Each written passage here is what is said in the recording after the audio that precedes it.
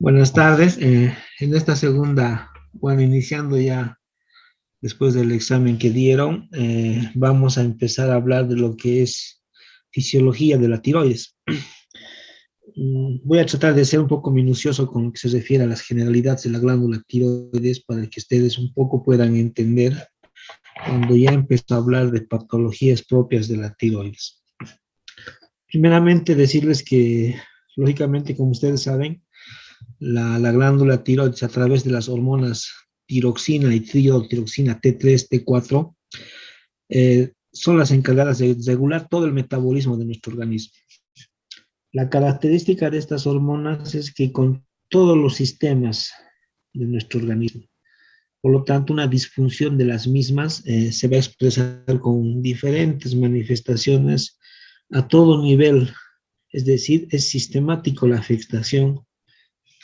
Todos los órganos están afectados cuando existe disfunción tiroidea. Y para hacer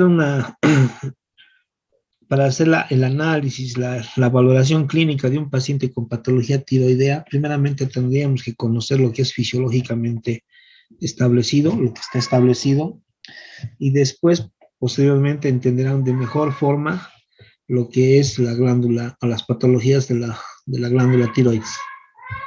¿Ok?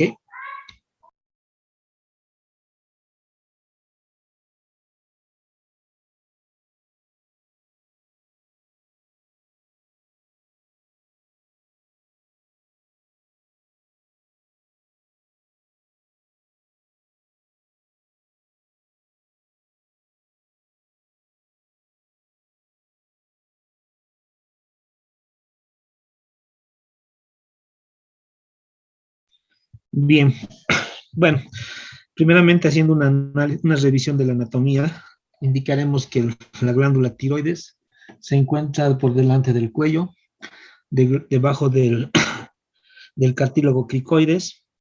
Está compuesto por dos lóbulos laterales y un istmo que los une. Pesa aproximadamente 15 a 20 gramos. Está constituido por más de un millón de folículos tiroideos, que son los órganos o son las células funcionales de la glándula tiroidea.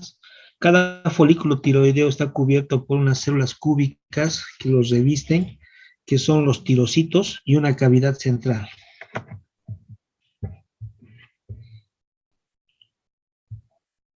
Ok, como les mencionaba, tenemos a la glándula tiroides, que se encuentra delante del cuello. Tiene dos lóbulos, uno derecho y uno izquierdo, y un istmo.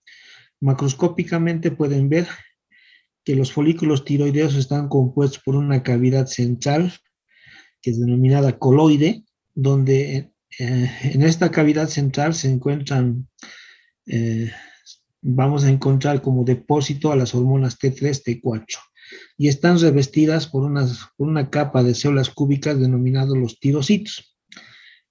Eh, es importante saber esta descripción anatómica, ya que el yodo, que es el sustrato necesario para la formación del T3, T4, tiene que atravesar este revestimiento de células de tirocitos e introducirse a nivel del coloide, y a través de procesos metabólicos dar la formación de T3, T4.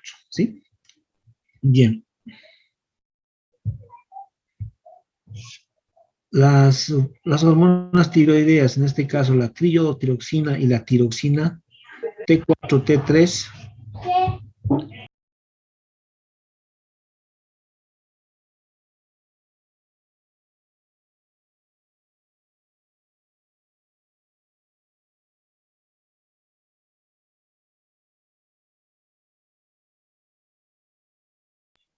bien, como les mencionaba, la glándula tiroides da la formación de T3, T4 a través de un sustrato, que es el yodo que procede de los alimentos que nosotros ingerimos.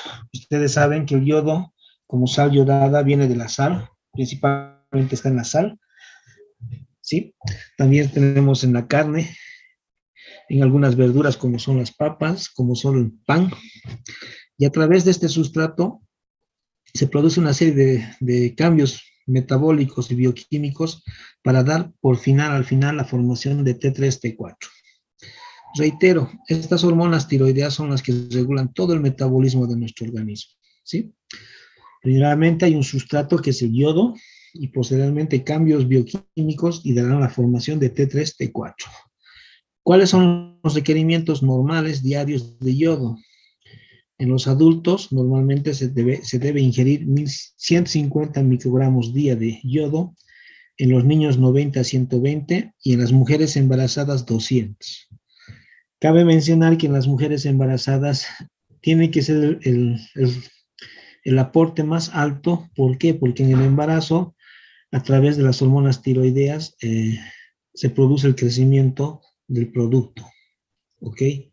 Si nosotros no aseguramos este aporte de yodo, existe retardo de crecimiento intrauterino, posiblemente falta de desarrollo del sistema nervioso central. Entonces existirá una repercusión a nivel del producto. Bien. Ok. Acá pueden ver en este gráfico los diferentes procesos metabólicos y bioquímicos que se producen a partir de la ingesta del yodo y por último la formación de T3, T4. Tenemos acá en la parte central eh, el folículo tiroideo, ¿sí? Bien, tenemos a la capa de tirocitos. Pueden ver que se producen cinco pasos bioquímicos para la formación final de T3, T4. El primero, transporte de yodo. Es decir, una vez que nosotros ingerimos el yodo a través de los alimentos, esta es transportada a nivel vascular, sanguíneo, e introducida primeramente hacia los tirocitos a través de una bomba, la bomba yodo trifosfatasa sodio. Una vez que se introduce el transporte de yodo a nivel interno, se produce el segundo paso, que es la oxidación. Bien, la oxidación es la formación de una molécula tirosina a través del yodo, a través de la enzima peroxidasa de hidrógeno, ¿sí? Posteriormente se produce el tercer paso, que es la organificación del yodo. Es decir, se produce una formación de una molécula de tirosina y da la formación posterior de dos moléculas, la monoyodotirosina y la diyodotirosina, ya en el coloide, ya dentro de la célula tiroidea. Posteriormente se produce el cuarto paso, que es el acoplamiento del yodo. Es decir, dentro del coloide nosotros vamos a tener una molécula de monoyodotirosina y diyodotirosina. Cuando existe la unión de dos moléculas de diyodotirosina, van a formar lo que es el T4. Y una molécula de monoyodotirosina y diyodotirosina van a formar la T3. Posteriormente se produce lo que es el quinto paso. Es decir, ya se formó dentro del coloide la T3, T4. ¿Sí? Inmediatamente interviene la proteína que es la tiroglobulina que lo va a transportar nuevamente hacia afuera, ¿sí? Se destruye el coloide y el T3, T4 formado vuelve a la circulación sanguínea, ya como T3, T4, para producir posteriormente su acción en los órganos.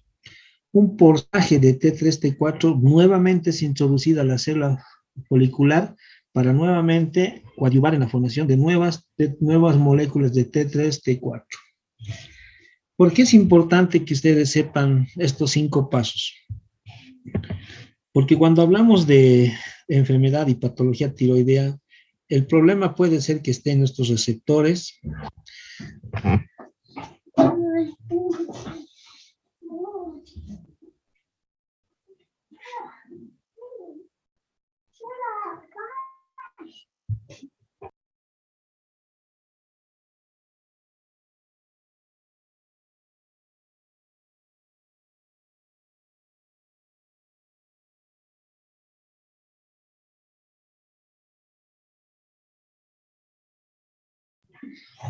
Bien, entonces, como les mencionaba, Es importante que ustedes sepan estos pasos. ¿Por qué? Porque así podrán entender de mejor forma la patología tiroidea. Bien.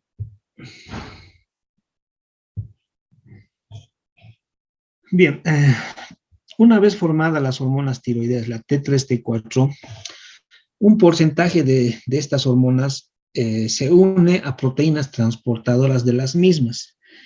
El T4, por ejemplo, al unirse a estas proteínas, como es la transritanina, la globulina fijadora de tiroxina, la albúmina, que son proteínas que van a unirse a estas moléculas, las van a transportar a todo el organismo, ¿sí? Con el fin de que éstas no se destruyan dentro del organismo. Mantenerlo el tiempo más posible en la circulación para no ser metabolizadas y eliminadas. Es decir, la T3, T4 unidas a estas proteínas tiene como fin mantenerlas a nivel sanguíneo. Pero un porcentaje de estas T3, T4 no están unidas a estas proteínas transportadoras. Este porcentaje mínimo de T3, T4 no unidas a proteínas son las que tienen acción a nivel del organismo. Es decir, son estas hormonas T3, T4 libres, es decir, que no están unidas a proteínas, son las que van a actuar a nivel sistémico en los diferentes órganos y producen su acción. ¿Por qué es importante que sepan esta parte? Lo que les trato de explicar es que existe una porción de las T3, T4 que están unidas a proteínas, ¿sí? Que solamente les ayudan a transportarlas, a mantenerlas en la circulación. Otro pequeño porcentaje de T3, T4 no están unidas a estas proteínas. Y lo que hace, la finalidad de que estas hormonas no estén unidas a estas proteínas, es que este porcentaje, esta forma libre de hormonas, son las que tienen la acción en los órganos. Si yo pidiera un laboratorio dentro del cual solicitaría la cuantificación plasmática de T3, T4, el reporte del laboratorio me va a dar T4 libre, T4 total, por ejemplo. ¿Qué quiere decir? El T4 es el porcentaje de hormonas unidas a proteínas, que no tiene significado clínico, pero sí la T4 libre es la que tiene acción, es decir, es la que me interesa valorar en un reporte de laboratorio. El valor que me dé T4 libre es el valor significante para decir si tiene patología tiroidea o disfunción tiroidea. Bien, ¿cuáles son los efectos fisiológicos de las hormonas tiroideas? Les he mencionado que actúa a todo nivel, todos los sistemas están regulados por las hormonas tiroideas y vamos a nivel cardiovascular. A nivel cardiovascular, a nivel cardíaco y vascular, lo que produce es la síntesis de proteínas encargadas de la formación de moléculas de miocina a nivel del músculo estriado. Es decir, el efecto de las hormonas tiroideas T3, T4 es la conformación o la iniciación de formación de células de miocina. Y ustedes saben que las células de miocina son las encargadas de la contractibilidad del miocardio.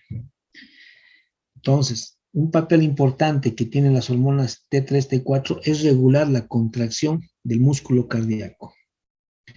Y a nivel vascular lo mismo. Actúan a nivel del endotelio, por lo tanto también intervienen en el flujo sanguíneo, en el aporte de oxígeno, ¿ok? Por lo tanto también intervienen en lo que es en la resistencia vascular periférica.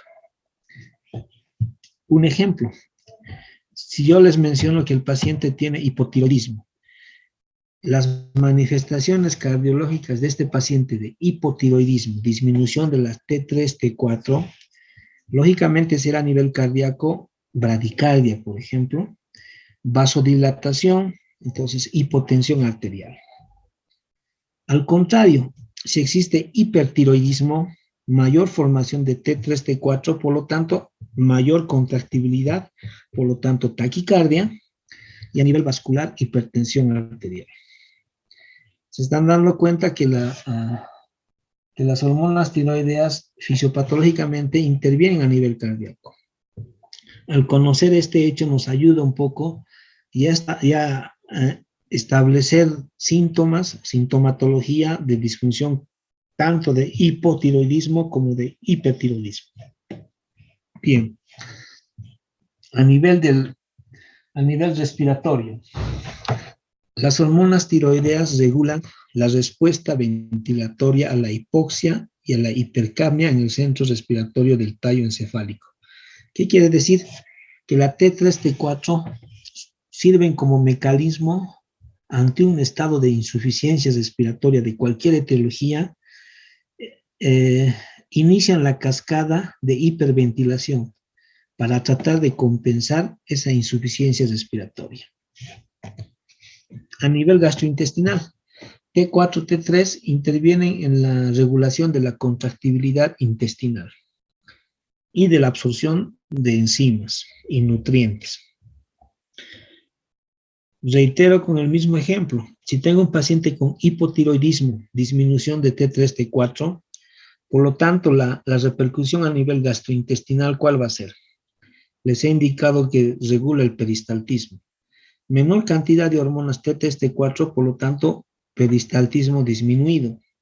Entonces, estos pacientes tendrán como sintomatología intestinal constipación, estreñimiento.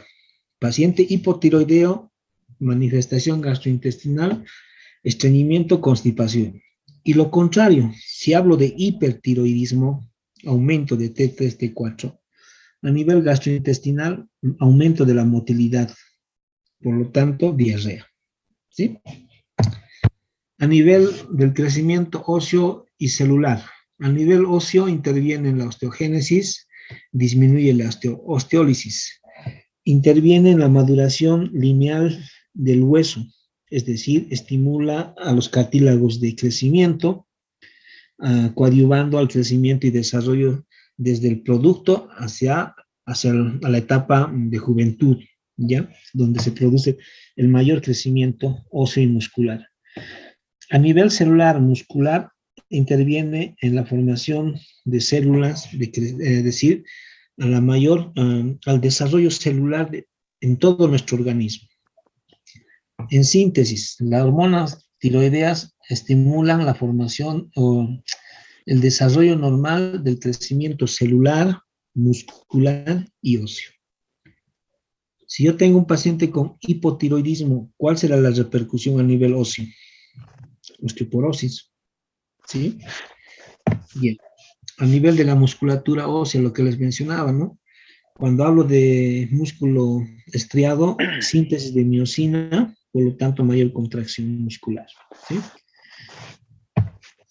A nivel del sistema nervioso central, un poco para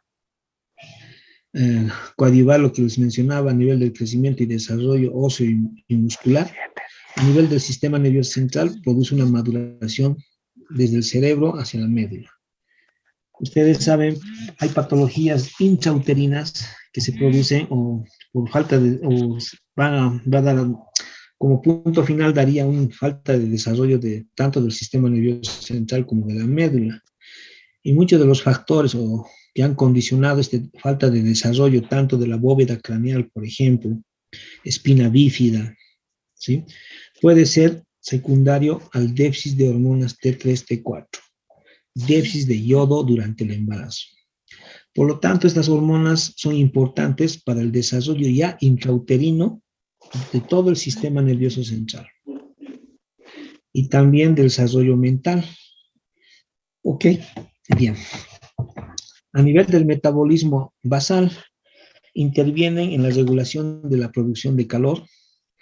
A nivel de la glucosa, aumentan la gluconeogénesis y glucogenólisis. A nivel de los lípidos, intervienen en el metabolismo de la formación de lípidos. ¿Sí?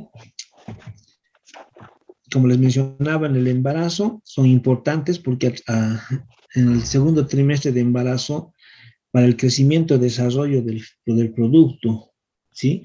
Necesitas necesariamente T3, T4 a través del yodo. Entonces, en el embarazo necesariamente tienes que darle un aporte extra de yodo, ¿sí? A través de sal yodada, aceite yodado, lógicamente buscando el fin de que haya más T3, T4. Por lo tanto, mayor desarrollo a medida que pasa el embarazo del sistema nervioso central. Bien. Esas son las funciones fisiológicas de las hormonas tiroideas. Acá tenemos los valores normales de las hormonas tiroideas y algunos anticuerpos. Tenemos T4 total, T4 libre, T3 total, T3 libre y TSH. Les mencionaba, lo que nosotros tenemos que valorar en un reporte laboratorial es el TSH y el T4 libre. El total es aquel que engloba todo, ¿no? Les he mencionado que un porcentaje del total está unido a proteínas. Ese porcentaje no nos interesa cuantificar. ¿Por qué? Porque no tiene función biológica.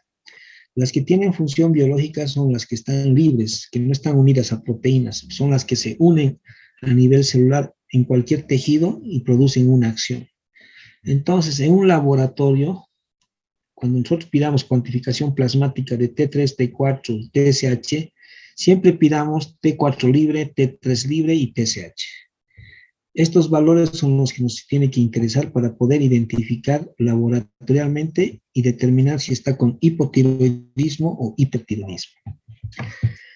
También debemos pedir a un paciente con patología tiroidea anticuerpos, antiperoxidasa, antitiroglobulina. El hipotiroidismo, principalmente, una de las causas principales de esta patología es que es autoinmune, ¿ok? El hipotiroidismo. Se atribuye que es autoinmune por la presencia de anticuerpos que destruyen a las células tiroideas. Entonces, si nosotros pensamos en hipotiroidismo, debemos pedir estos anticuerpos para determinar si la causa es inmunológica. Y anticuerpos antirreceptor, básicamente utilizado cuando nosotros queramos diagnosticar a un paciente con hipertiroidismo. Bien, acá tengo un gráfico para que me entiendan un poco mejor cómo se tiene que hacer la diserción de un paciente con patología tiroidea. Primeramente, yo tengo que encontrar manifestaciones clínicas del paciente, ¿sí? Hipo o hipertiroidismo. Reitero, un paciente con hipotiroidismo, facies edematosa, facies pálida, macroglosia, piel seca, intolerancia al frío, bradicárdica, somnolienta, ¿sí? Una vez identificado este paciente con esa sintomatología, yo pido T4 libre y TSH. Normalmente, ¿qué tiene que ser? TSH elevada y T4 libre bajo. Diagnóstico, hipotiroidismo. ¿Sí? Si me voy al revés, si encuentro TSH bajo y T4 libre alto, diagnóstico, hipertiroidismo. ¿Sí? Acá tenemos los diferentes tipos de hipotiroidismo. Basado, ¿sí? O guiado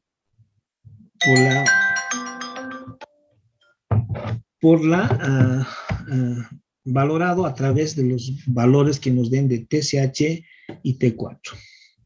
¿Ok? Entonces, primeramente tenemos manifestaciones clínicas, pedimos cuantificación plasmática y el análisis siguiente tiene que ser ese. Si la TSH está alta y T4 libre baja, hipotiroidismo. Y al revés, hipertiroidismo. Bien.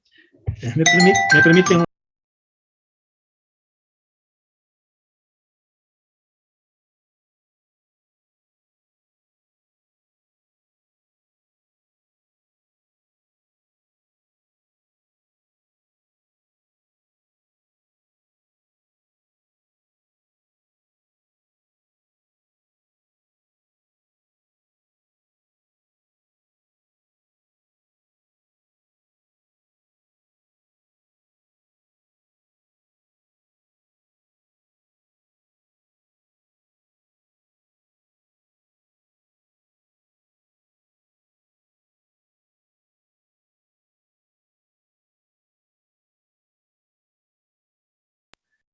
Bien, perdón. Una vez que nosotros, bueno, como pueden ver en el gráfico, y sigo mencionando lo mismo, la evaluación de un paciente con patología endocrinológica, primeramente la anamnesis, la exploración física, cuantificación plasmática de hormonas y exámenes de gabinete, tomografías, ecografías. Lo mismo pasa en la patología tiroidea. Anamnesis, es decir, interrogar si el paciente tiene antecedentes genéticos de patología tiroidea dentro de la familia, por ejemplo, bocio. No se olviden que el bocio, el principal factor es el déficit de yodo. Hay zonas endémicas en nuestro país donde no existe el aporte adecuado de yodo, por ejemplo, en Chuquisaca, Tarija. Entonces, preguntar si proceden de ese lugar, si han vivido o radicado en estas zonas endémicas de déficit de yodo, si el paciente que acude tiene antecedentes, por ejemplo, de hipertiroidismo, de radiación a nivel del cuello, de cáncer tiroideo dentro de la familia. Entonces, una serie de preguntas que nosotros debemos hacer en el interrogatorio. Posteriormente tenemos que hacer la exploración física, ¿sí? Y posteriormente, una vez identificado y teniendo ya una presunción diagnóstica, pedir hormonas tiroideas. T4 libre, TSH y anticuerpos.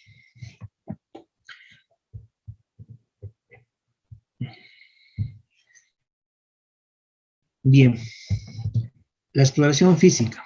¿Por qué es importante la exploración física? Tenemos que valorar la glándula tiroides a través de la palpación. Tenemos las maniobras, por ejemplo, tenemos la de Crilley, que es una palpación anterior, es decir, el que va a revisar a la glándula tiroides se coloca delante del paciente y es unimanual. Con una sola mano trata de palpar los nódulos, los lóbulos, tratando de que a través de la palpación discernir los bordes, el tamaño, la posición, ¿sí?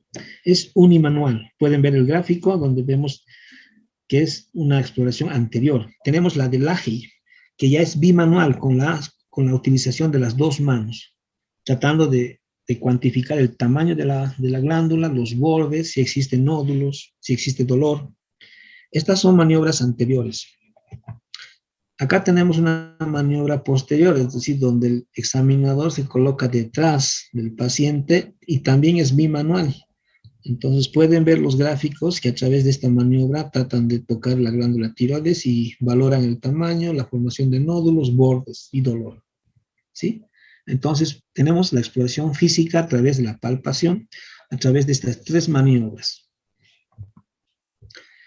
Una vez realizado, terminado la exploración semiológica, ¿sí? A través de la anamnesis y de la exploración física, pasamos a exámenes de gabinete, ¿sí? Lógicamente, antes de esto hacemos cuantificación plasmática de hormonas, lo que les explicaba antes. Bien, podemos pedir hasta una simple radiografía de cuello. Lógicamente no vamos a ver la glándula tiroides en una radiografía simple. Lo que sí se verá en una radiografía es desviaciones de la tráquea, ¿sí? Calcificaciones a nivel del cuello, deformidades, es decir, posiblemente la glándula tiroides, si está agrandada o existe alguna tumoración, va a desviar a la tráquea. ¿Entiendes? Entonces, una simple radiografía de cuello podríamos valorar solamente la parte ósea. ¿Ok? Pero básicamente solo nos ayuda en ese aspecto. No vamos a visualizar la glándula tiroidea. Entonces pasamos a lo que es la ecografía tiroidea, ultrasonografía tiroidea. Una ecografía simple o con uso de Doppler, donde sí vamos a identificar a la glándula tiroidea, es decir, vamos a valorar el tamaño real de la glándula tiroidea.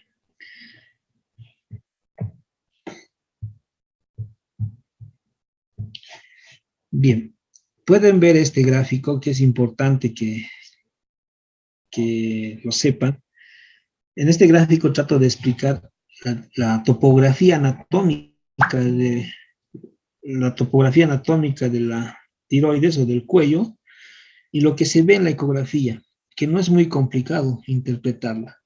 Pueden ver aquí a la glándula tiroides que tiene una forma de coma, ¿sí?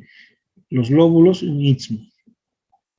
Y representada esta descripción en la ecografía, pueden ver a la glándula tiroides. Pueden ver la parte central, la parte negra, que es la tráquea. Pueden ver a los costados lo que es la yugular interna, otra parte circular, la carótida, y hacia adelante los músculos, estilo tiroideo, esternotiroideo, homoioideo. Si nosotros conocemos esta descripción topográfica normal, podemos interpretar una ecografía de tiroides. No es complicado. Básicamente el primer paso siempre es lo anatómico. Y pueden darse cuenta, ustedes hagan un ejercicio y vean que la glándula tiroides es estas dos formaciones oscuras circunscritas son las venas y las arterias, la parte de adelante están los músculos. ¿Sí? Bien, ¿para qué sirve una ecografía? ¿Para qué sirve una ecografía? ¿En qué utilidad tiene una ecografía tiroidea? Vamos a valorar a través de una ecografía tiroidea el tamaño, la ecogenicidad, es decir, el color, ¿sí? La ecoestructura, si es homogéneo el color o es heterogéneo, diferentes tonos, y la vascularización. Acá tenemos diferentes ejercicios o diferentes ecografías para poder un poquito empezar a practicar la interpretación de una ecografía. Tenemos aquí un nódulo. Pueden ver que acá estas son la subclavia y la carótida. Acá ya tenemos una formación circunscrita, heterogénea, más oscura que el tejido normal, más oscura. Pueden ver, esto es un circunscrita, que es un nódulo. Homogéneo porque tiene la misma estructura. Es regular la estructura, el tono. En la parte de abajo pueden ver también una formación circular, pero de bordes irregulares. Es un nódulo, ¿sí? Rodeado de un halo. ¿Ok? Y abajo podemos ver la vascularización a través de un ecodoppler. Pueden ver las áreas que pintan rojas y amarillas son la vascularización. ¿Por qué nos interesa saber esto? ¿Por qué? Porque nosotros tenemos que discernir si encontramos un nódulo, si es cancerígeno o es benigno. Entonces, la ecogenicidad. Cuando hablamos de hipoecogenicidad más oscuro, nos indica posiblemente que sea maligno. Si encontramos halo, es decir, un reborde que cubre a este nódulo, posiblemente es cancerígeno. Si está más vascularizado, más pintado, capta más lo vascular, es decir, la pigmentación vascular que se expresa en el ecodoppler, posiblemente es patología maligna. Lógicamente solamente nos sugiere, y a través de estos hallazgos nosotros vamos al siguiente paso, que es una gamografía, por ejemplo. Seguimos practicando con la descripción de estas ecografías. Aquí pueden ver ya un nódulo irregular, heterogéneo, que tiene muchas calcificaciones y de bordes irregulares, ¿sí? Muy diferente a estas, por ejemplo, la primera, que es bien circunscrita, regular, nada por dentro, sólido. Y acá tenemos una que es quística, muchos quistes dentro de este nódulo. Entonces, posiblemente este sea maligno. Y lo mismo acá. Acá tienen un quiste donde hay muchas calcificaciones dentro, ¿sí? Entonces, básicamente, hacer la descripción del tamaño, de la ecogenicidad, la ecoestructura y la vascularización nos va a coadyuvar a determinar si este nódulo tiroideo es maligno o benigno. Vamos a volver a hablar de estas ecografías cuando hablemos de nódulos tiroideos, ¿ya? Bueno, el siguiente paso es la gamografía tiroidea, que quiere decir la administración de un radioisótopo, puede ser por vía oral, el iodo 131 o el tecnesio 99 endovenoso. Y lo que va a hacer este contraste es que va a pintar a los nódulos tiroideos, ¿sí? Es decir, va a captar. Nos importa esta descripción de captación o no captación bajo dos términos, tendríamos que decir. Cuando la glándula tiroidea capta muy poco o hipocaptante denominada, antes se denominaba fría, actualmente se tiene que denominar imagen hipocaptante, es decir, que no capta adecuadamente este radioisótopo, la glándula tiroideas.